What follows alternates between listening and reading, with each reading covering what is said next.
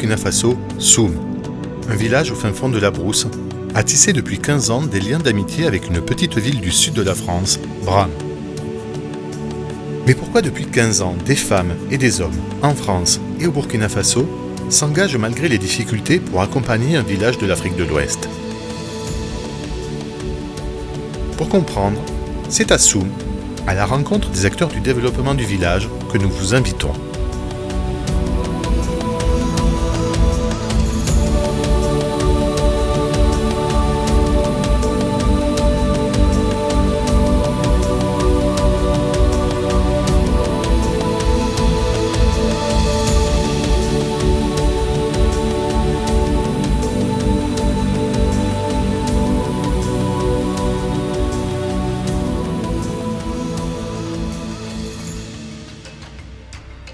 Le Burkina Faso est un pays de l'Afrique de l'Ouest. Ancienne colonie française, la Haute-Volta a obtenu son indépendance depuis 1960. Démographiquement dynamique et peuplée de 20 millions d'habitants, son indice de développement humain est un des plus faibles au monde. Il classe le Burkina Faso en 184e position sur 191. 45% de la population vit avec 30 centimes par jour et le revenu mensuel moyen est de 58 €. Depuis quelques années, le Burkina Faso subit des attaques de groupes terroristes, particulièrement actifs aux frontières sahéliennes, créant la terreur et des déplacements de population en interne. Le Burkina Faso ne parvient pas à trouver une stabilité institutionnelle, le pouvoir ne pouvant juguler l'insécurité qui gangrène le pays. Lorsque nous tournions ces images en mars 2022, un coup d'État venait de conduire une junte militaire au pouvoir. Lors du montage, en septembre 2022, un nouveau coup d'État interne à l'armée venait de se produire. Le peuple burkinabé est victime à la fois de groupes djihadistes qui créent le chaos pour asservir les populations et de déstabilisation géostratégique visant à renforcer l'influence de la Russie dans cette zone sahélienne. Pris entre ces deux fléaux, le peuple burkinabé souffre de ne pouvoir vivre en paix. Pourtant, plus de 75% de la population vit en zone rurale, dans des villages. C'est donc à Soum, un village de brousse éloigné de l'agitation médiatique et du tumulte de Ouagadougou, que nous vous proposons de découvrir la réalité du peuple du pays des hommes intègres. De retrouver l'humanité, la tradition d'accueil, la résilience, la joie de vivre, l'inventivité d'une population qui ne demande qu'à s'épanouir.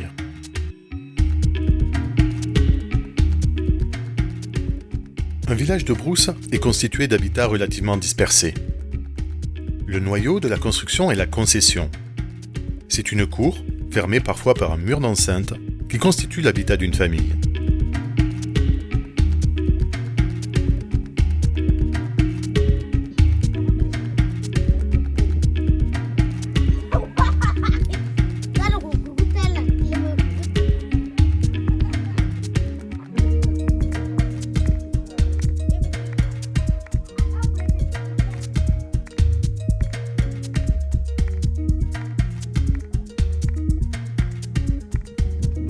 On y trouve les greniers pour stocker la récolte de l'année et des cases propres à chaque membre de la famille.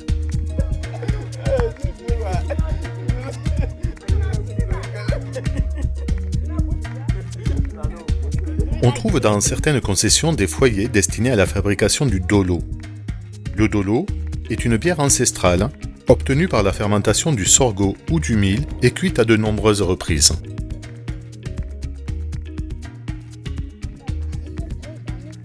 Le chef de la cour est en principe le plus ancien de la famille.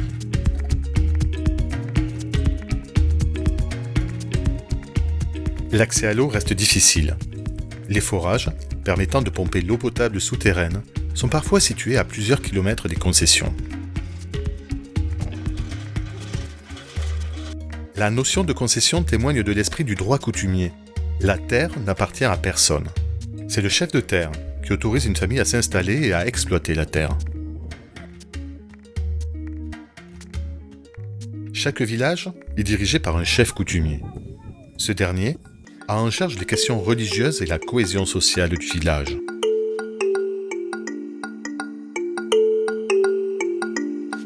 Je porte le nom Naba Tigré. Naba Tigré, Naba en moré, ça veut dire chef. Et le tigré, c'est pas un tigre, Mais le tigre à Maurice, c'est l'abondance. Je joue le rôle d'un administrateur ici parce que je gère les conflits au sein des familles. Alors, les conflits fonciers. Alors, tout ça, quand ça vient, j'essaie de les résoudre à ma manière. Ici, c'est le principe de l'amiable pour que la cohésion sociale perdure. En tout cas, le rôle d'un chef coutumier ou un chef traditionnel, c'est en premier ressort être le garant des traditions ou bien le garant des coutumes de son ressort. Parce que ici, en Afrique, donc tout se transmettait de façon orale. Donc, en tant que responsable coutumier, c'est d'être le préservateur des valeurs culturelles de son milieu. Le rôle du chef a tendance à se moderniser. Ceux qui m'ont précédé, il y avait des coutumes ici que c'est plus possible de les pratiquer de nos jours. Voilà, parce qu'on considère que c'est des coutumes qui sont dépassées. Voilà. Donc aujourd'hui, nous évoluons avec l'évolution du monde.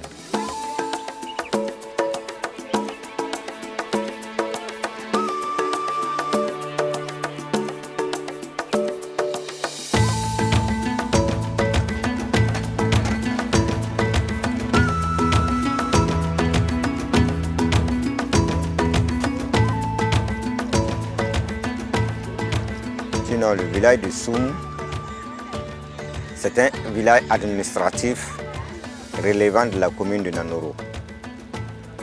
Un village qui compte à peu près 3000 âmes.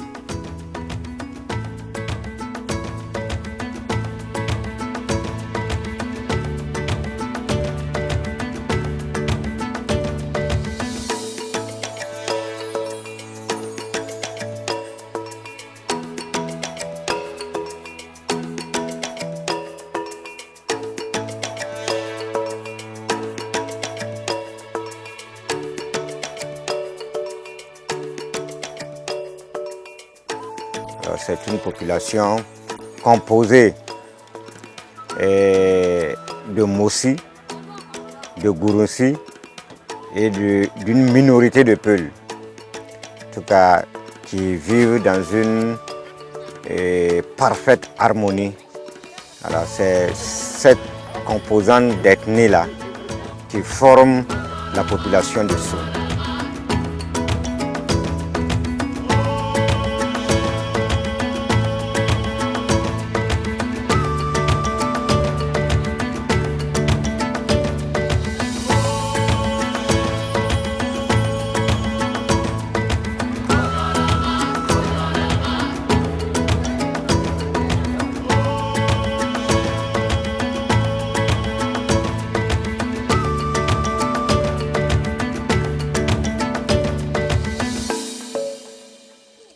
Ici, en Afrique, tout est prioritaire. Alors, mais pour moi, les priorités les plus saillantes, si je veux dire, voilà, c'est de toujours accompagner l'éducation parce que l'éducation, c'est la clé du moins alors de tout développement. C'est quand on ignore, on ne peut pas se développer. Donc, Terre d'Amitié a fait son cheval de bataille et l'accompagnement de l'éducation. Et je pense que c'est une très bonne initiative, c'est une très bonne vision. Et en accompagnant les uns et les autres à avoir un degré d'instruction permettrait à ces derniers de revenir aider à propulser le développement. Et la Terre d'Amitié a posé les valises ici pendant que c'était une seule école. Aujourd'hui, on a 2 écoles primaires, une maternelle et un lycée qui reçoit presque le triple de l'effectif des écoles primaires. Donc cela aussi nécessite un accompagnement.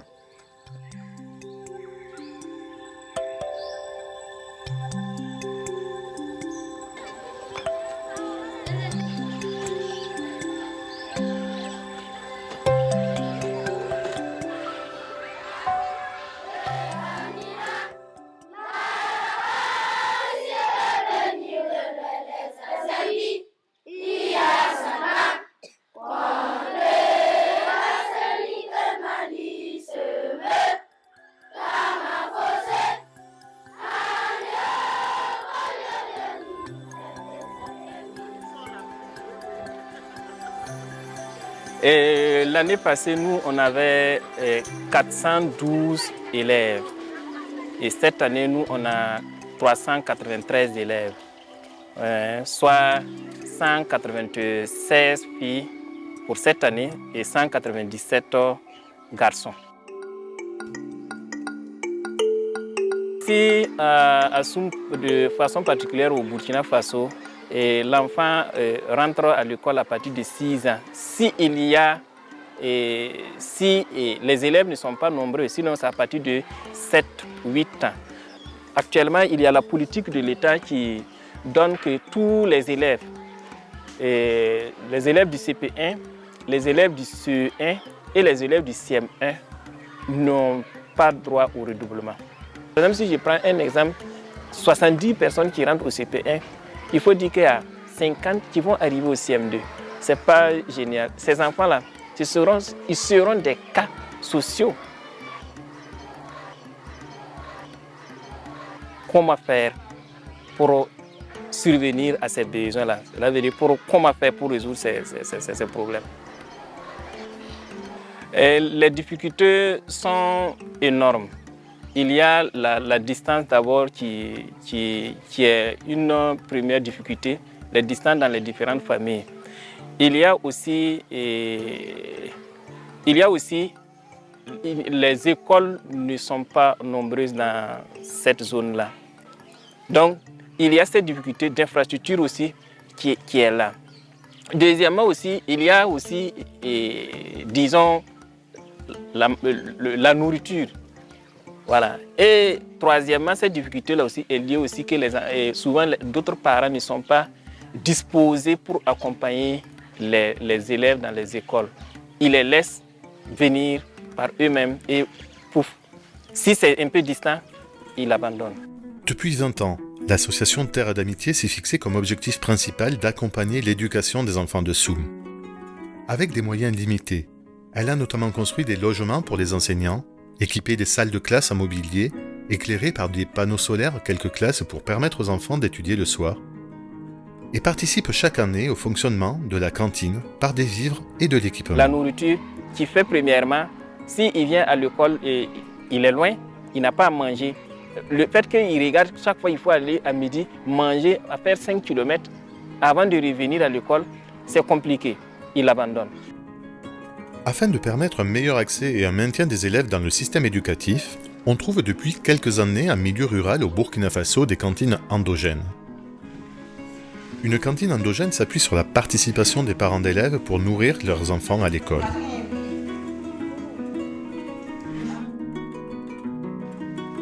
Généralement, à la rentrée des classes, après les récoltes, les parents prélèvent de leur grenier la quantité de mil, sorgho, riz ou arachides à fournir en fonction du nombre de leurs enfants scolarisés.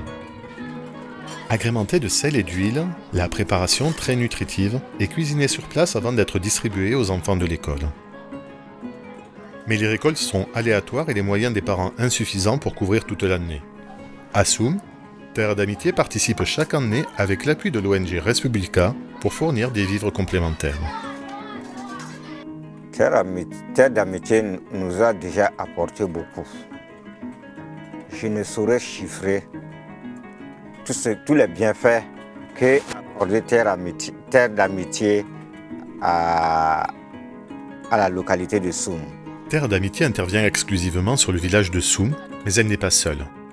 Elle agit de manière complémentaire et concertée en s'appuyant sur l'expertise d'une importante ONG, Respublica, qui concentre tous ses moyens sur la zone de la commune de Nanoro qui comporte 16 villages, dont le village de Soum.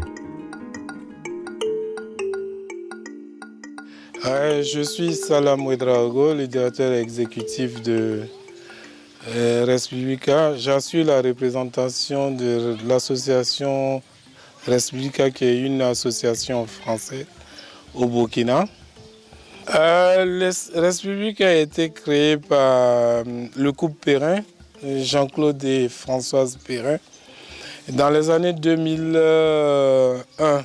Et les leviers qu'ils ont choisis, c'est la santé, l'éducation et puis l'agro-pastoral.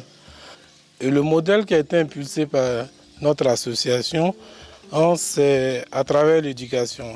Aujourd'hui, en 20 ans, Nanoro est devenu un vivier d'agents économiques qui peuvent apporter de la plus-value au développement national. À travers ce que Res Publica a fait aujourd'hui, Nanoro regorge de médecins, d'ingénieurs, de personnes ressources en tout cas qui peuvent être utiles à la société burkinabé. On sait que l'État fait des efforts qu'on n'ignore pas, mais il y a des difficultés d'ordre, je dirais, économique et d'ordre social. Et on a essayé de les résoudre avec plus d'une centaine d'écoles construites. Du coup, on essaie d'accompagner l'État avec des cantines endogènes, l'État et puis la population, des cantines endogènes, quand on sait bien que c'est une population pauvre qui n'arrive pas à assurer la sécurité alimentaire, voire on sait que ventre vide, il y a point de capacité d'accumuler de la connaissance. Du coup, avec ces cantines, on a réussi à maintenir les enfants à l'école pour un meilleur apprentissage. On est focus sur la qualité de l'éducation. Et sur la qualité de l'éducation, ça passe quand même par l'éducation de la petite enfance. Et la présidente a mis en marche ce secteur-là, en fait, pour réduire les disparités qui existent entre la réussite scolaire des enfants issus des grandes agglomérations et ceux qui sont issus dans des villages. Aujourd'hui, à notre actif, nous avons 5 maternelles que nous avons réalisées et on assure quasiment la totalité des charges parce que c'est des enfants vulnérables issus des familles de paysans qui n'ont pas les moyens de mettre ces enfants-là à l'école. Ça fait qu'ils arrivent au CP avec les fondamentaux déjà et une chance de réussite scolaire évidente. Dites-nous, quand on vient à l'école, c'est pour faire quoi? Pour travailler. C'est pour faire quoi? Pour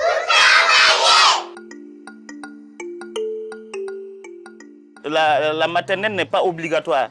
Voilà, c'est à partir du primaire, c'est le primaire qui est obligatoire. Sinon, la maternelle n'est pas obligatoire au Burkina Faso. Un centre de veille, c'est une structure, voilà, une structure faite pour favoriser le développement socio-affectif, cognitif et psychomoteur de l'enfant.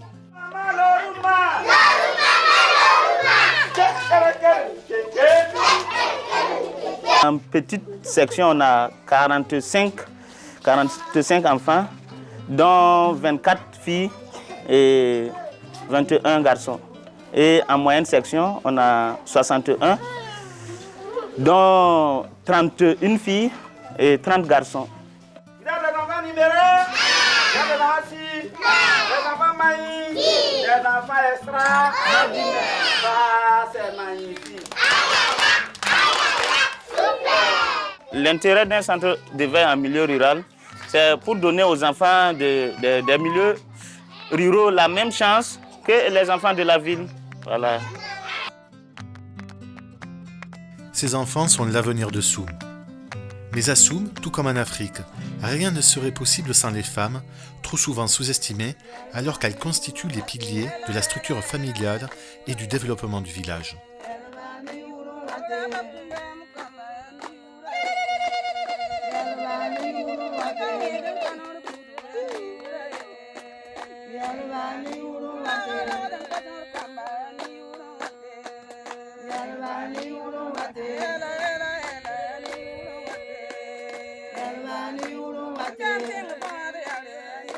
De façon culturelle, les filles dans les villages sont mises un peu en retrait. Donc il y a des choix qui sont faits parce que pour des conditions économiques, socio-culturelles, parce que les mariages sont précoces, il y a des grossesses indésirées. On a créé un cadre pour permettre aux filles d'avoir un meilleur cycle scolaire en faisant des internats. Aujourd'hui, nous avons 3 internats dans 3 villages différents et les résultats sont probants parce qu'on arrive à sortir des filles après le bac qui poursuivent les études à l'université. Et mieux, ces filles sont suivies après le bac par un système de parrainage. Un système de parrainage qui leur permet de s'intégrer bien dans la société.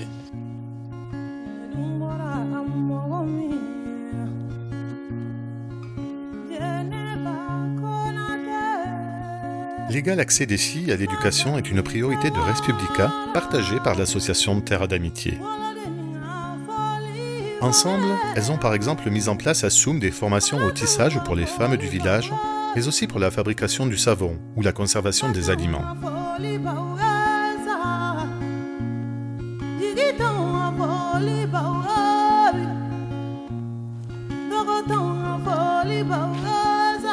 C'est chez elle que nous avons rencontré Aïssa. Elle a aujourd'hui 35 ans et a bénéficié il y a 3 ans d'une formation au tissage.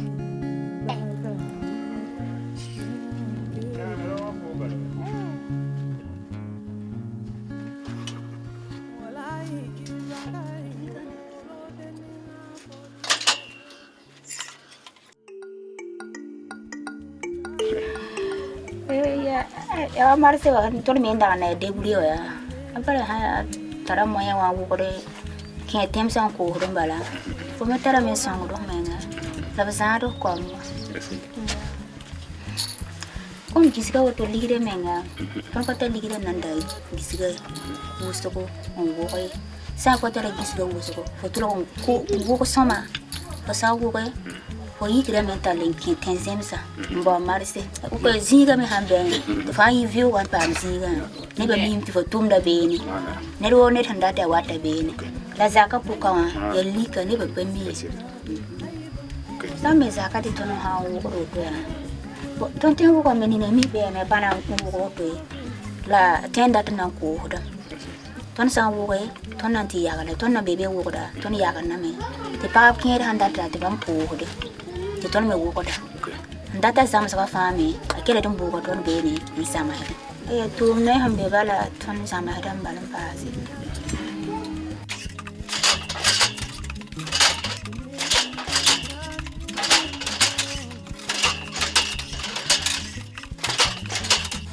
moya wakala ozi ba fora to mi mutu pampatar moya ni me nga zula ya e pe mi kwa mawe ngwa ya song trabla fala ha ya moya wala akoruno ya semiro to kwa mafalo ko ekwa tibneti tiri uri to wa to yam yo ekwa le dikiti tiam zi ti fo sira patare fo menga patare ni pa zula ya la fo han tare fo yawo do me fo sira me hali tare ale yawo do me tiam songo taba ni fa ya zula se la fa ya tumna kalma ba lo zula ko sala fa tar tumna ba ti marse bemba la zula ya sa riba menga ya zula ya la riba we ko fa be be ko menga patara na ko kwa menga ibe ko fa na to ko to e ko la phale ko mi te menga patara na ko ba ni menga ya zula ya la fa ya moy wa kalma la ri fa la fa san tum na ba ti be ba fo pa se kal fo ro ko bi ha wa ba la fa na pa mi ki no kwa ta tiri la le ko ndo fa sura menga ya no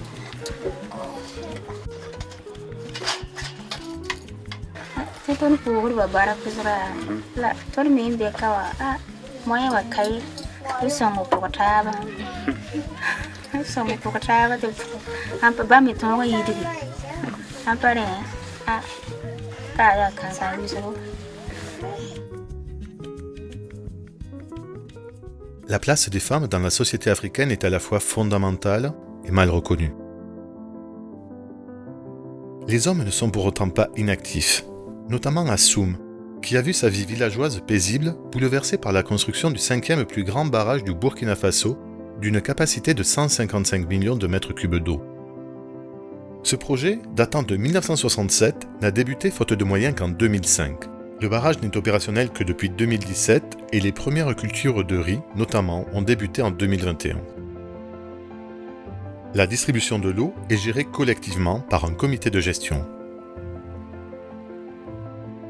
300 hectares sont aujourd'hui exploitables. Au final, le projet, qui a pris un retard considérable, concernera 1000 hectares de zones irriguées. Les parcelles ont été attribuées en priorité aux habitants de Soum. 2500 m² ont été donnés pour une famille de 1 à 5 personnes et un demi-hectare pour celle de plus de 5 personnes.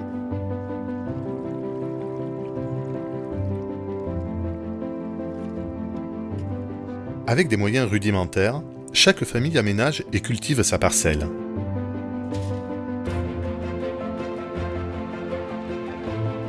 Le déploiement de nouvelles techniques agricoles constitue un enjeu majeur pour le développement de cette zone agraire. Donc, si on veut lutter efficacement contre l'insécurité alimentaire, il faut qu'on améliore notre manière de pratiquer l'agriculture. On a vu que Bram, c'est une ville aussi qui est agricole.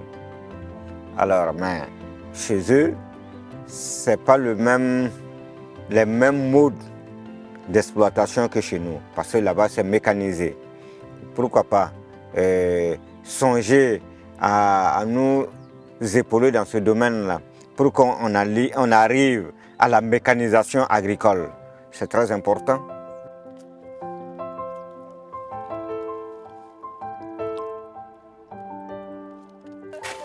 Avec le périmètre de culture, les femmes trouvent un nouveau débouché rémunérateur. Rassemblées en groupement, elles proposent leurs services pour le travail des champs.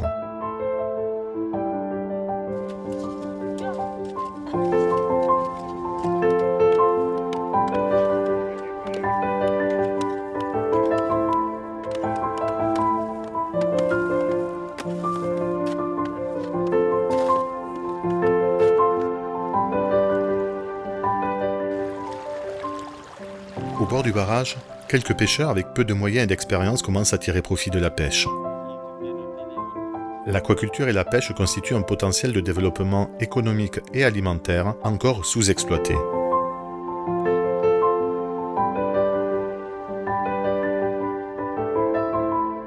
Le barrage constitue une opportunité pour les populations de Soum et des villages voisins. Il offre des perspectives de développement local et national en participant à la lutte pour l'autosuffisance alimentaire.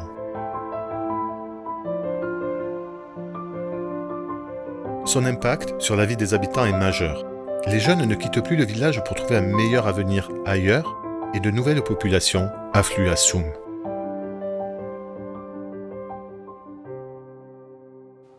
Et si on veut voir Soum, ce n'est qu'un tout petit village. Alors, et le hasard aurait voulu que des personnes issues de ces différentes localités qui sont Bram et Soum puissent se rencontrer et que ça aboutisse à un jumelage. Donc, pour des Africains, avoir des relations avec une ville de l'Occident, c'est un honneur. Et j'aimerais que dans le cadre de ce jumelage-là, on travaille de façon franche pour que nous aussi nous puissions aspirer au développement. Avec quasiment une ONG pour 1000 habitants, le Burkina Faso a longtemps été une terre de prédilection de la coopération internationale. Aujourd'hui, au regard de la situation géopolitique, les seuls partenariats réellement efficaces sont ceux mis en œuvre par les organisations civiles, à condition qu'elles posent un nouveau regard d'égal à égal en intervenant en accompagnement des acteurs locaux. Je pense que la plupart des ONG n'identifient pas très bien le besoin des populations. Je ne suis pas pour l'aide. Je suis plutôt pour amener la population à s'approprier de ce qu'on leur donne comme appui. Je prône un appui participatif avec la population. Nous allons vers la communauté, la base pour identifier les besoins ensemble. Parce que nous, les besoins sont exprimés par les populations et nous vérifions si les besoins sont réels avant d'intervenir. Si bien que dans notre démarche, le plus souvent, les interventions répondent vraiment aux besoins réels des populations. C'est clair que on souhaite être pérenne, mais on ne veut pas faire des infrastructures et quand on n'est pas là, ce n'est plus utilisé. Donc, c'est toujours mieux d'intégrer la population et on est certain que les actions que nous faisons seront pérennisées par la population elle-même. Le développement, c'est un processus, ce n'est pas des résultats immédiats. C'est certes que c'est la Providence qui nous a permis de devenir chef, donc chacun voudrait laisser quand même sa marque. Donc la mienne, c'est de travailler, avoir des partenaires pour en tout cas propulser le village dans le sens d'un développement positif. Alors pourquoi s'investir pour accompagner un petit village perdu dans l'immensité de l'Afrique? La réponse, je ne l'ai pas. Vous la trouverez certainement dans le regard que vous portez sur le monde. Vous la trouverez aussi en considérant que vous faites partie de l'humanité et que par vos actes vous participez à votre échelle à son amélioration. Dans le bonheur que vous éprouvez à partager et à découvrir. Dans l'espoir que vous voyez dans les yeux des enfants, dans la richesse de la découverte de l'autre. La réponse, vous la trouverez en vous-même.